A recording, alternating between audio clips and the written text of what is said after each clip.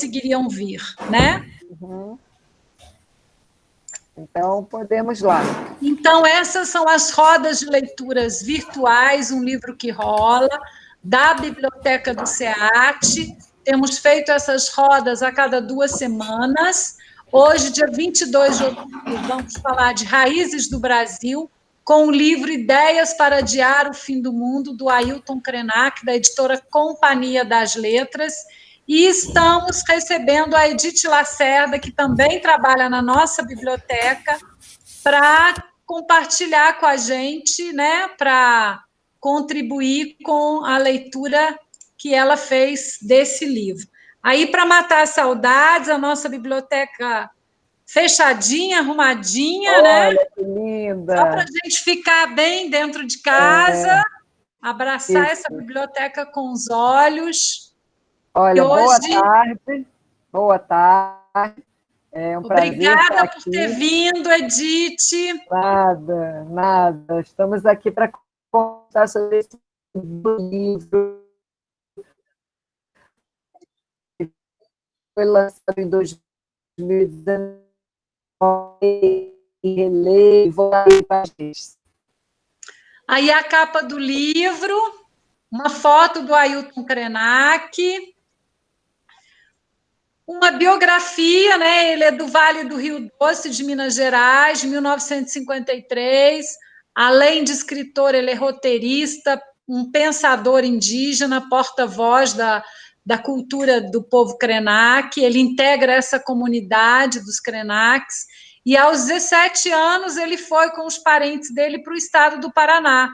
Depois ele se tornou produtor gráfico, jornalista, se dedica ao movimento indígena já há muito tempo, e graças ao trabalho dele, né, coletivo com outros indígenas, o número de indivíduos da sua comunidade voltou a subir, depois de sofrer grande queda em números totais até os anos 80.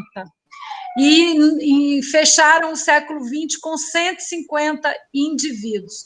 Ele é professor doutor honoris causa pela Universidade Federal de Juiz de Fora, participou da antologia Outra Margem do Ocidente e publicou a entrevista O Lugar Onde a Terra Descansa. Aqui uma foto do Rio Doce, bem lá na região onde ele nasceu, do povo Krenak.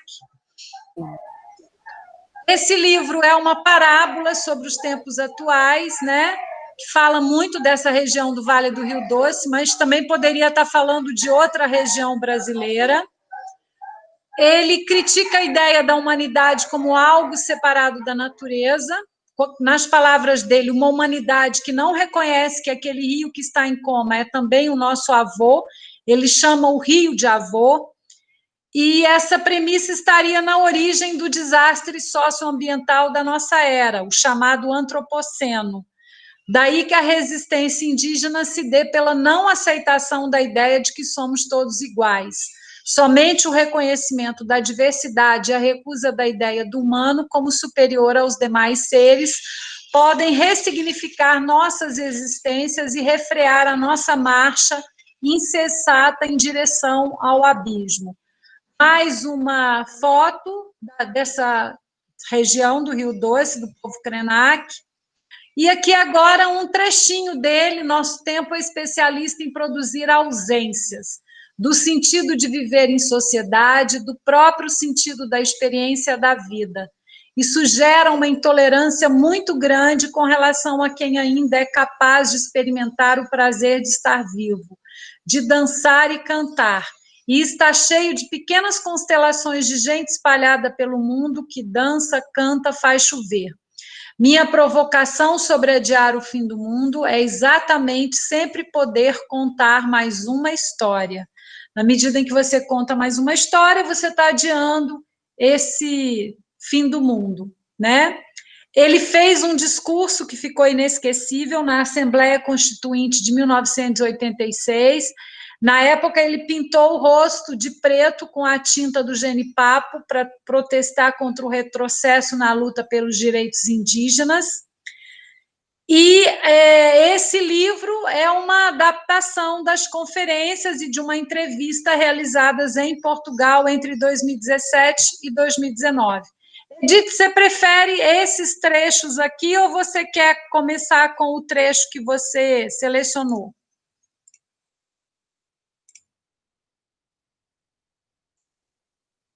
Está me ouvindo? Sim. Ah, tá, porque eu estou perdendo a conexão e não estou conseguindo te ver, e nem ver o que você está apresentando.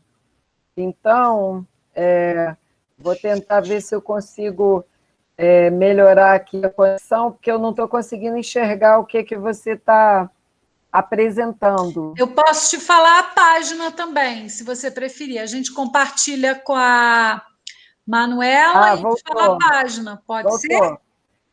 Voltou. Pode ser. Você está com o livro aí, Manu? Então, eu não tenho livro. Da vez que eu li por PDF para a escola. Ah, entendi. Mas tua mãe tem. Mas pode ser o trecho que você selecionou, Nisso. Agora eu estou te vendo. Porque aquele trecho é importante. Que você me diz a página e você apresenta. Página 28 e 29. Tá. Tá conseguindo ver, Manu? Tô. Quando você sentir que o céu está ficando muito baixo, é só empurrá-lo e respirar. Como os povos originários do Brasil lideraram com a colonização que queria acabar com seu mundo? Quais estratégias esses povos utilizaram para cruzar esse pesadelo e chegar ao século XXI ainda esperneando, reivindicando e desafinando o coro dos contentes? Vi as diferentes manobras que os nossos antepassados fizeram e me alimentei delas, da criatividade e da poesia que inspirou a resistência desses povos. A civilização chamava aquela gente de bárbaros e imprimiu uma guerra sem fim contra eles, com o objetivo de transformá-los em civilizados que poderiam integrar o clube da humanidade. Muitas dessas pessoas não são indivíduos, mas pessoas coletivas, células que conseguem transmitir através do tempo suas visões sobre o mundo. Às vezes, os antropólogos limitam a compreensão dessa experiência, que não é só cultural. Eu sei que tem alguns antropólogos aqui na sala, não fiquem nervosos. Quantos perceberam que essas estratégias só tinham como propósito adiar o fim do mundo? Eu não inventei isso, mas me alimento da resistência continuada desses povos, que guardam a memória profunda da terra, aquilo que Eduardo Galeano chamou de memória do fogo. Nesse livro e em As Veias Abertas da América Latina, ele mostra como os povos do Caribe, da América Central, da Guatemala, dos Andes e do resto da América do Sul tinham convicção do equívoco que era a civilização. Eles não se renderam porque o programa proposto era um erro. A gente não quer essa roubada. E os caras, não, toma essa roubada, toma a Bíblia, toma a cruz, toma o colégio. Lê, Edith, ou a Manu?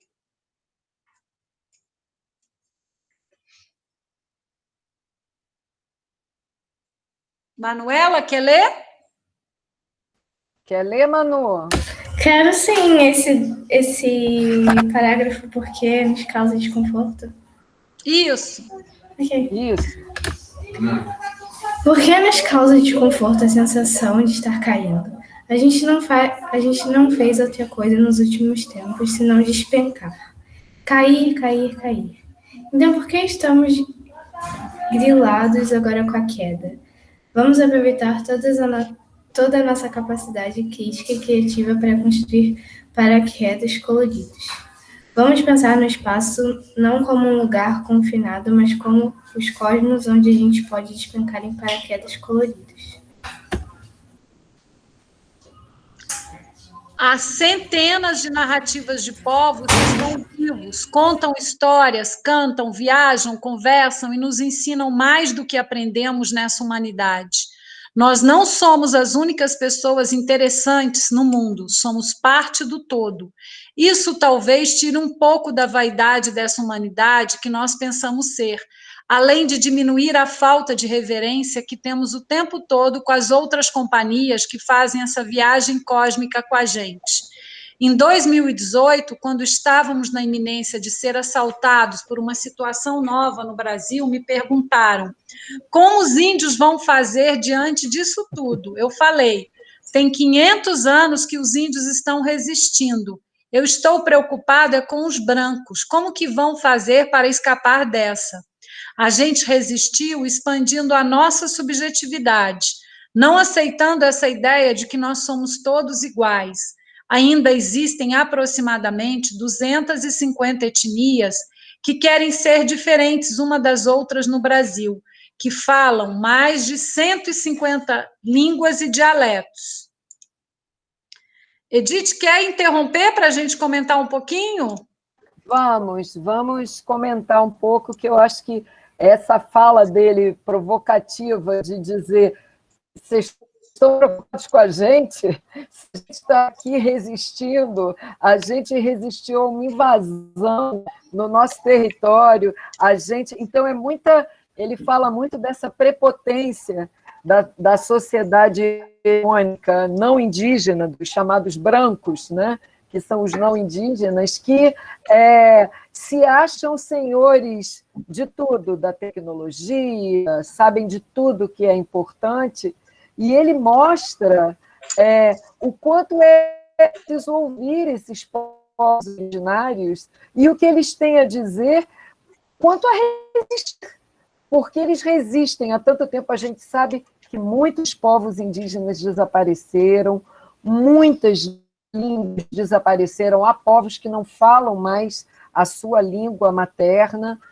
mas mesmo assim os povos indígenas estão aí e nos mostrando uma outra maneira de viver no mundo, de estar no mundo, que deu certo, porque o jeito que nós vivemos não deu certo. A gente está vendo que não deu certo e o planeta está ruindo por conta dessa ação tão predatória da sociedade hegemônica, né? Que tem o dinheiro, que tem a tecnologia, a natureza, e não se sente parte da natureza, se sente como algo descolado da natureza. E o Ailton que traz muito essa fala. Eu vi outro dia uma conversa dele, ele tem feito muitas palestras, muitas lives, e ele dizendo, quando alguém perguntou para eles, como que vocês acham, né? Como é que vocês podem ensinar que vocês têm essa ideia de que são parte da natureza? Ele falou, não entenda como vocês um dia esqueceram isso. Como vocês esqueceram que são parte da natureza? A gente é parte de tudo isso. Então, eu acho que ele traz um alerta muito importante, principalmente para esse momento que a gente está vivendo, e vale lembrar, as palestras ele deu antes da pandemia. Então, tem coisas que ele diz aqui que parece que já estava prevendo que a gente passaria por esse momento, né, pandêmico, e que a gente precisaria botar o pé no freio e dar uma pausa em tanta interferência no meio ambiente. Interessante essa ideia também dele pensar que vai contar mais uma história para adiar o fim do mundo, e ele traz, por exemplo, o Eduardo Galeano, né? Porque enquanto você conta história, você resgata a memória, você faz ficção, você faz realidade, você existe. E acho que vai na própria natureza das histórias também, né? A gente vai nas Mil e Uma Noites, já ouviu falar, Manuela, na Sherazade, que ia enganando o sultão, contando história para ele não matá-la. Então, quando a gente conta histórias, a gente se alimenta, né, de alguma fantasia, de memórias, né? E essa ideia dos quedas coloridos, essa ideia de queda, de cair e de segurar o céu, muitos povos indígenas têm mitos sobre a queda do céu. Vários, até os Oaniri-Tuari, o povo com 4 anos, eles têm um mito também de que o céu caiu e os que sobreviveram em cima desse céu que caiu é que deu origem ao povo Oaniri. Tem vários povos indígenas que contam queda do céu.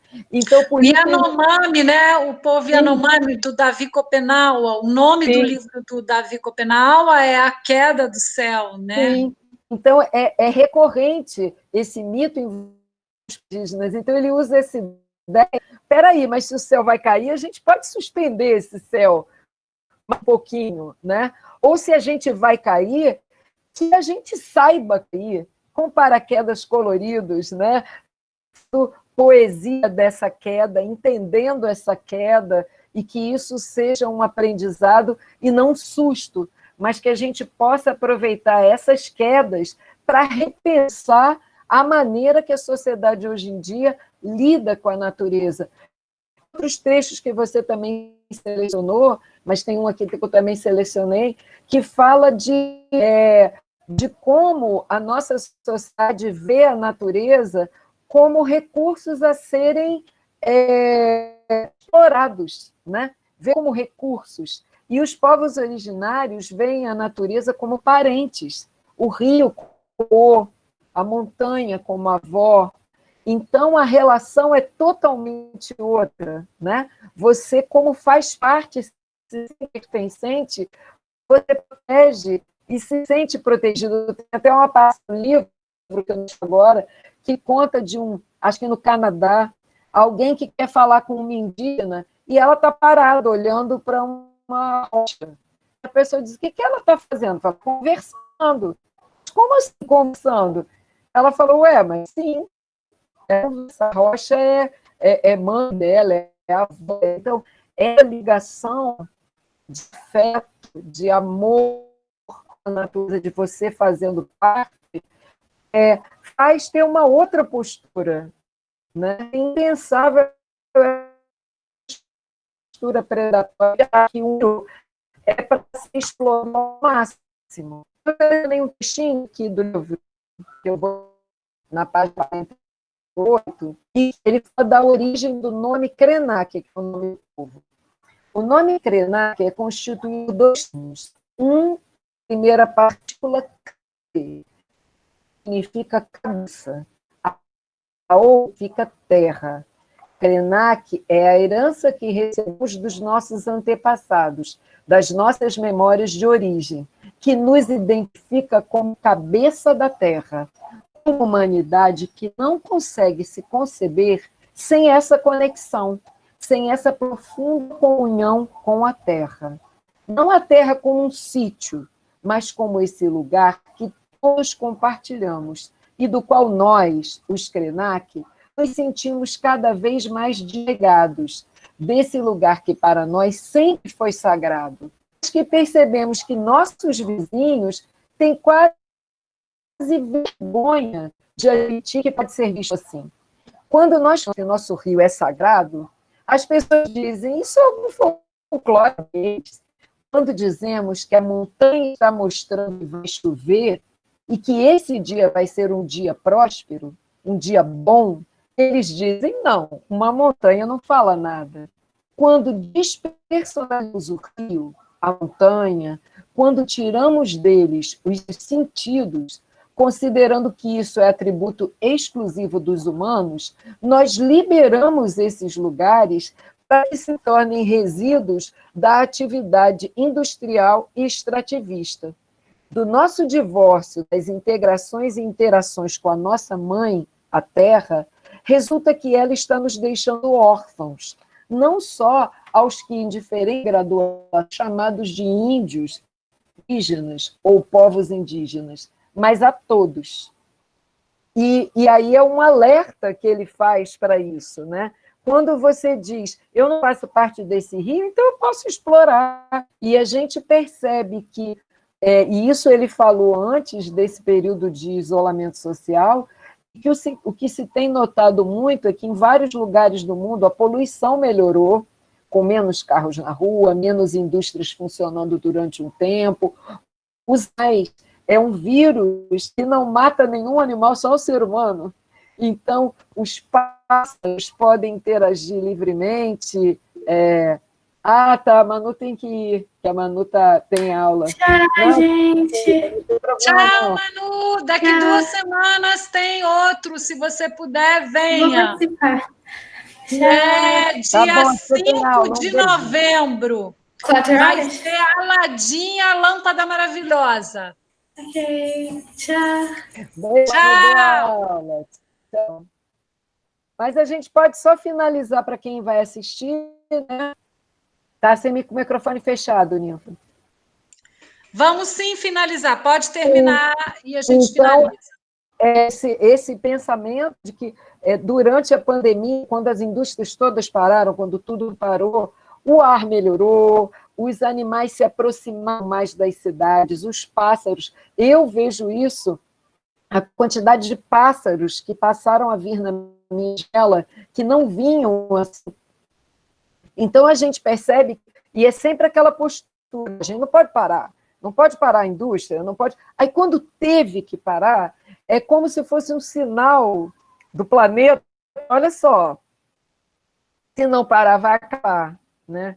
Então, eu acho que o Ailton Krenak traz esse alerta muito importante dessa relação que a gente precisa resgatar e que os povos originários nunca perderam, essa relação de nós fazermos parte da natureza. Eu acho que até a gente pode botar os outros que você selecionou do PowerPoint.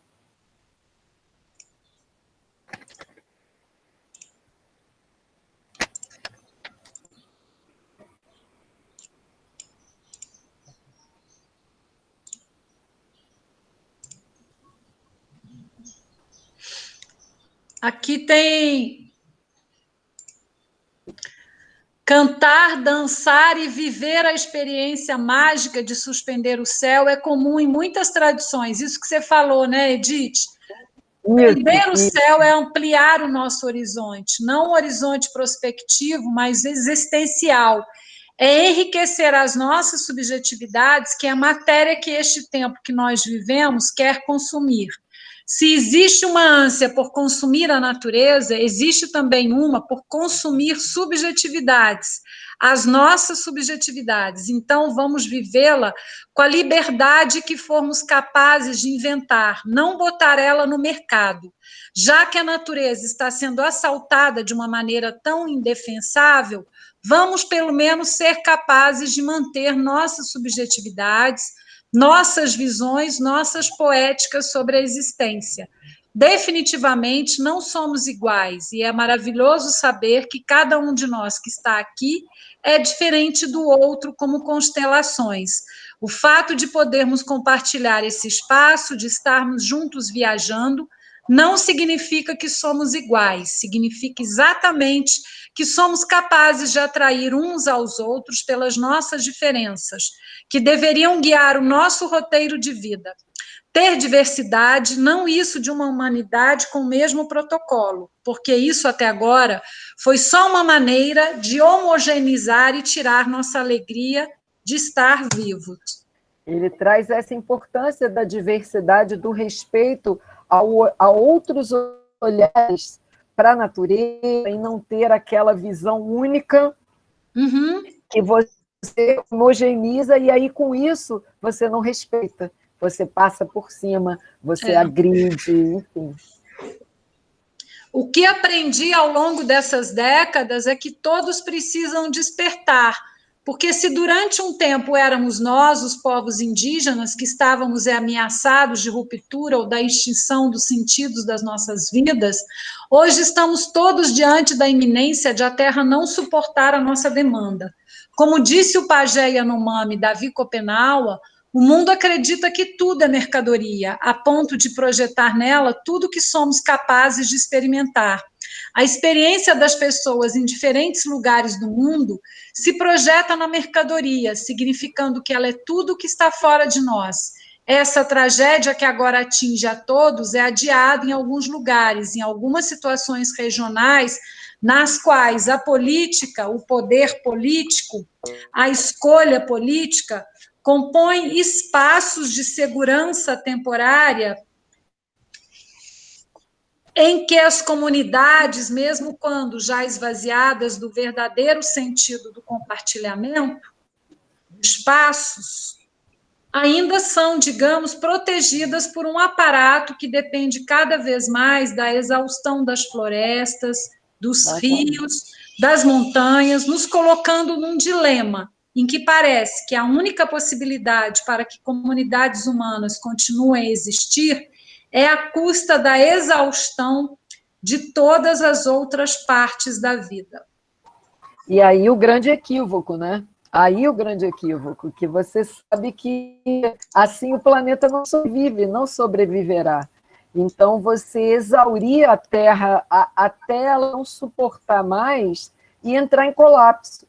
Então, eu ouvi uma fala recente do Dr. Krenak, já agora durante a pandemia, ele falou, essa pandemia veio para dizer assim, essa é a chance que vocês têm de mudar, porque senão o planeta vai desaparecer, e a humanidade né, com tanto orgulho de si, vai sumir, porque não vai ter ar, não vai ter água, não vai ter, vai ficar inabitável para o ser humano. Então, vir um vírus que só atinge os humanos é um recado muito importante da Mãe Terra, né? Muito. Olha só, né? Todos estão sobrevivendo. Quem disse que vocês são o ser vivo mais importante para esse planeta? Então, o planeta vive bem, obrigado, sem os seres humanos. Então, enquanto continuar esse pensamento, essa visão exploratória, né, de o planeta ter recursos a serem explorados, como ele fala aqui, à custa da exaustão do planeta, enquanto isso perdurar, a gente não vai ter, não tem futuro, não tem horizonte para a humanidade. Então, eu acho que a gente está tendo uma oportunidade durante muitas coisas. A gente ali no micro, na nossa vida, nas nossas casas, né? E pensando no macro, na humanidade toda, na maneira de se relacionar.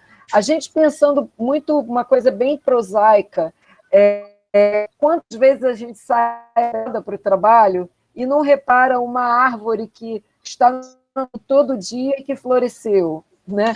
Então, quantas vezes a gente não se apercebe que um passarinho que nunca vindo por aqui veio agora? Então, quer dizer, sinais que a natureza nos dá, e a gente está sempre com pressa, sempre apressada. Então, agora a gente foi obrigado a ter essa parada. E o Krenak traz, Ailton Krenak fala, muito importante. E é bom lembrar que ele é de uma região que o Vale do Rio Doce foi extremamente violentado pela Samarco, né, pelo acidente da Samarco, há 5 anos atrás, e como que essa fala dele tem uma coerência, né, com a necessidade dos povos originários, das pessoas que moram no interior, na roça, no campo, né, como que ele traz essa defesa. E os títulos dos 3 artigos desse livro, eles vão dialogar com tudo isso que você falou, né, Edith, como que a gente precisa, na nossa lida com os alunos, com os colegas, né, além desse primeiro artigo, Ideias para Adiar o Fim do Mundo, esse outro trecho que a gente compartilhou é do artigo do sonho e da terra. Ele aliar sonho e terra é mostrar que sem sonhar a gente não sobrevive. Exatamente. E o terceiro artigo, a humanidade que pensamos ser, que ele nos coloca para ir além do consumismo, né? Ir além desse mundo mercado, que na verdade é a gente ter uma vida mais integrada à natureza, mais unificada. E é muito bom pensar como que eles já sobrevivem há quase 6 séculos, né? E com muito pouco, como que eles continuam vivendo quando chegaram aqui os portugueses, né? Quando a gente relê a carta do Caminha, a gente nota que pouco mudou da vida deles. A relação com os animais, com a alimentação, com o corpo, uns com os outros, né? O homem branco é que vai derrubando mata, construindo, consumindo, vendendo, matando. Sim. Eu continuo. Recentemente, eu retomei contato com a Troari por WhatsApp. Tem um pouco agora, logo depois que começou o isolamento social, eu consegui falar com os deles, eles imediatamente o território deles fechados, sem contato com, e tivessem que ter algum contato, eles com os protocolos de segurança, mas eu com um deles, eu não tinha, precisa, gente. Eles têm o território deles, eles têm rio, eles têm pesca, eles têm roda, têm floresta. Eles não precisam da gente, nada, vão ficar muito ligados sem a gente. Então, e é isso que os povos fazem. Os Amiri e a Troari têm o território marcado e colocado, não tem invasão do território deles. Ele está na beira de um rio poluído com a Vale do Sol. E esse é o retrato de muitos povos indígenas. Então, assim, é só mais um indicativo de que realmente é isso. Eles estão aqui, as pessoas se mudavam para fazer outro lugar, e aí a terra vai descansar um pouco. E é assim que eles sabem fazer manejo da terra, manejo do rio, manejo do território deles, né? E um respeito muito grande no sentido de que a gente faz parte mesmo. Essa comunhão é no sentido de não, mesmo que você derrube uma árvore para comer fruta, como eles fazem, mas eles sabem se mudar e muito fazer em outro lugar. Está falhando muito, Edith. A fala está falhando muito. Vou para a imagem, ver se melhora. Melhorou um pouquinho. Melhora? Então, eles sabem, eles percebem que se você... E não precisam da gente. E você ter um respeito pela natureza no de um pensamento bem diferente da nossa. Está falhando muito. Eu vou apresentar as últimas imagens que tinha preparado e a gente encerra, tá? Bom. Aí são algumas fotos do povo Krenak, dos Krenaks, lá na beira do Rio Doce, algumas atividades, alguns rituais deles. O nosso cartaz, e agora até dia 5 de novembro, com Aladim, nova versão do conto clássico, uma versão da Yasmin Sil, que é uma autora que mora nos Estados Unidos, tradução do Paulo Lemos Horta, da editora Zahar.